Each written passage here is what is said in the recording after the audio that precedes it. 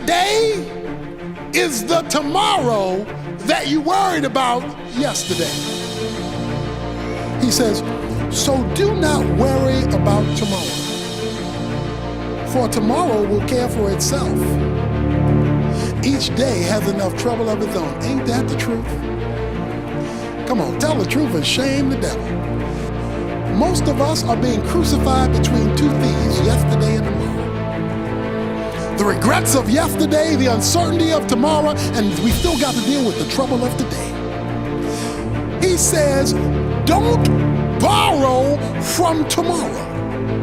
In other words, this might happen tomorrow, this might happen tomorrow, this might happen tomorrow, this might happen tomorrow. All these things might happen tomorrow. How am I going to make it tomorrow? And when you withdraw from the bank of tomorrow, you've increased the burden of today. And you gotta pay interest on both. So you've added to yourself a burden you were never meant to have. Listen to me, listen to me. It's okay to plan for tomorrow. The Bible talks about planning. You can plan for tomorrow. What you can't do is get unraveled about tomorrow. You can't worry about tomorrow. Why? Because the only thing God is promising you is enough for today. Lamentations 3:23, his mercies are new every day. Give us this day our daily bread. God is only guaranteeing you today. So when you start thinking about tomorrow, you've gone further than God has promised. Well, what about tomorrow? He'll meet you there. Today has enough trouble of its own. And you know, if you can't even deal with the stuff in your face today, you're not gonna be able to handle that plus tomorrow stuff today. He says, do not worry about tomorrow. All I'm trying to tell you, somebody look at your neighbor and say, stop it. You can't worry no more. You don't have a right to worry. It's a sin to worry. You've insulted your father when you worry, because you've said to your father, the birds can trust you, the flowers can trust you, but I can't trust you. You've insulted God.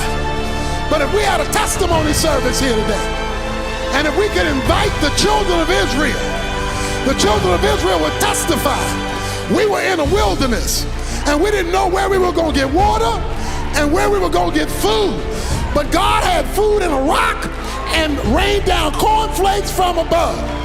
If the widow of Zarephath was here this morning, she would testify, I was down to my last meal, and me and my son had only one meal left.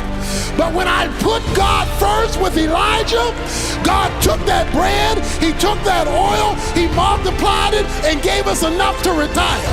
If the disciples were here to testify this morning, they could tell you they were with 5,000 men, not counting women and children, and they didn't know how they were going to feed them. But a little boy with some sardines and crackers gave it to Jesus first, and Jesus multiplied it, fed 5,000 women and children, and had 12 baskets full left over. If Jesus were here, he could testify. From John 6, I am the bread of life. He that cometh to me, he says, will not thirst, and I will give him living water, and I will feed him the bread of life. Somebody ought to bless his name up in here, that God can be trusted, even when you don't know how he's going to do it, when you put him first.